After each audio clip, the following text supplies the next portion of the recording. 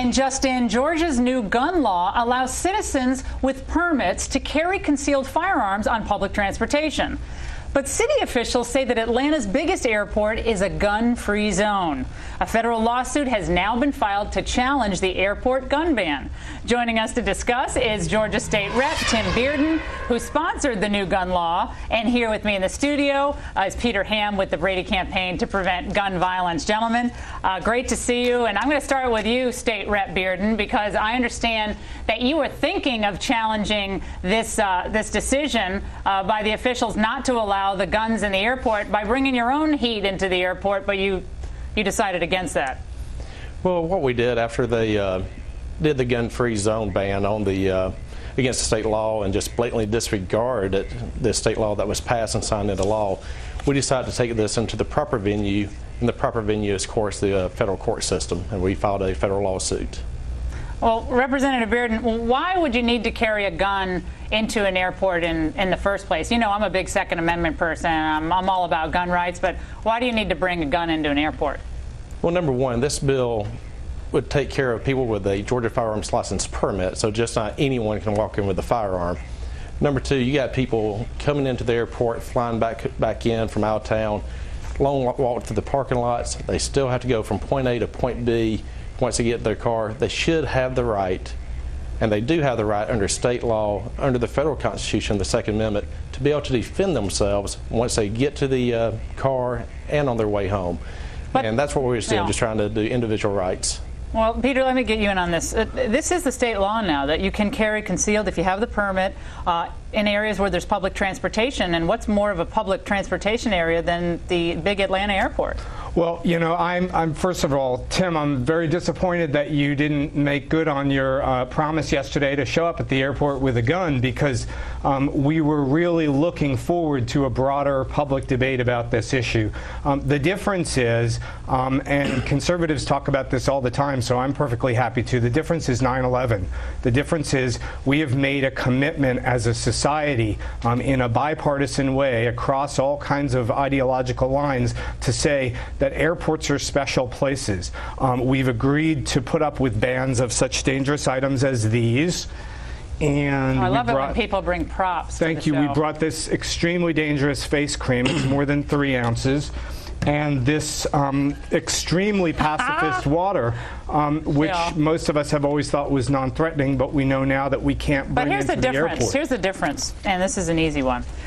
Number one, we have the Second Amendment. Number two, we have a state law passed that says that people who are permitted to do so can carry a weapon concealed into an area where there's public transportation. So there's a state law in the books. It's not like the lotion law or the water law or any of these other cute little props you brought in, Peter. Well, it's nothing. It's not about that. This is about a state law that you don't like. You probably didn't like the Supreme Court decision much either last week, but you don't like the state law, and so you want to figure out ways that you can undermine that state law by saying no, you can't bring weapons here. Well, there was actually a lot that we liked in the Supreme Court decision last week, including Justice Scalia saying that it's perfectly appropriate under the Constitution to put limits on taking guns into sensitive areas. And what could be more sensitive than an airport? So you're saying the state law then is unconstitutional according to Justice Scalia's majority opinion in the Heller case? That's an original thought. I'm saying that we all know that when we step inside an airport, we're no longer necessarily in the state of New York when it's Kennedy Airport. It's not necessarily the nation of England when we're in Heathrow Airport.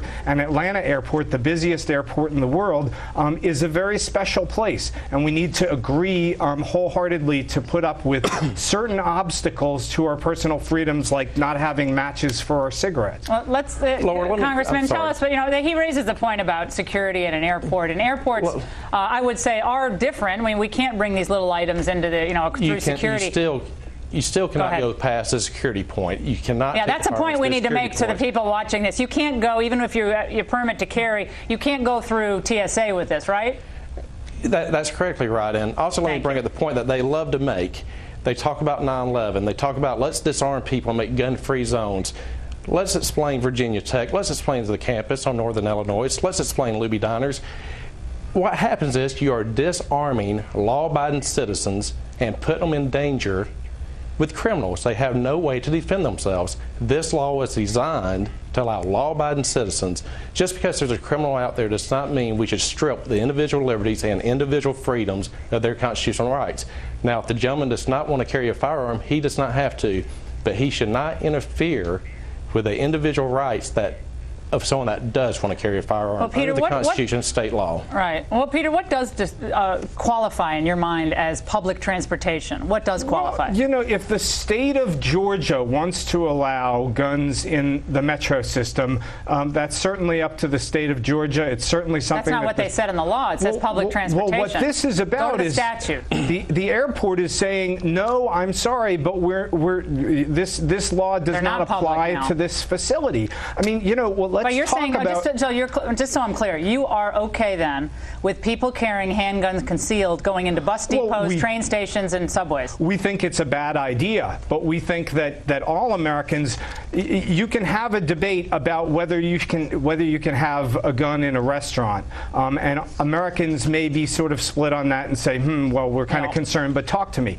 But when you say to Americans, don't show up at the airport with a corkscrew for your wine, and Americans say, it's kind of a pain in the neck, but we're going to go along with it. We're going to take off our shoes. We're going to do special things to make sure we're all safe. I hear what you're saying, Peter, but the difference is there's a law in the books. Okay, we actually have a law in the books, and I think you probably should petition to get that law changed, because when I hear public transportation, I hear, you know, metro, as you said, bus depot, train, airplane, public train. What's the definition of public if it doesn't include the airport? And you can't go through TSA anyway. Tim, and let's also bring the 9/11. No, let me say this: the 9/11 conspirators.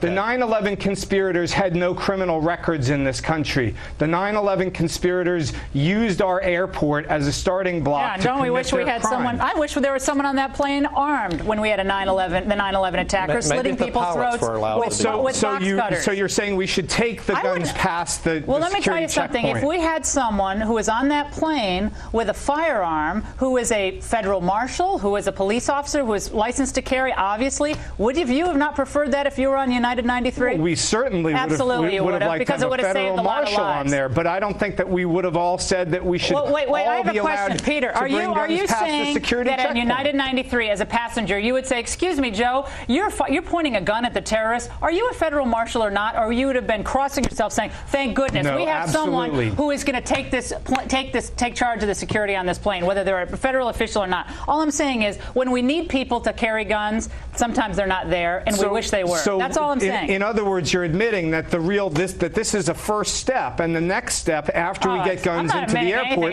is to take them past security and take them onto the planes. I would have liked someone to protect me if I were on one of those planes. We had no one to protect us. We all would have liked that. I just think that there are reasonable steps. We're totally out of time. Well, last word, Congressman. Well, I would say the city of Atlanta, and especially the airport, does not trump federal or state law, and they definitely do not trump the Constitution. This is about individual rights, and we're going to fight to make sure that individuals have the right to carry in places they are allowed to carry. All right, interesting. Bring it on. Interesting. All right, we'll have you both back. Thank you, Peter. Thank you for being here. And I do like the props. I love props. And Congressman, we appreciate it. And coming out, both Obama and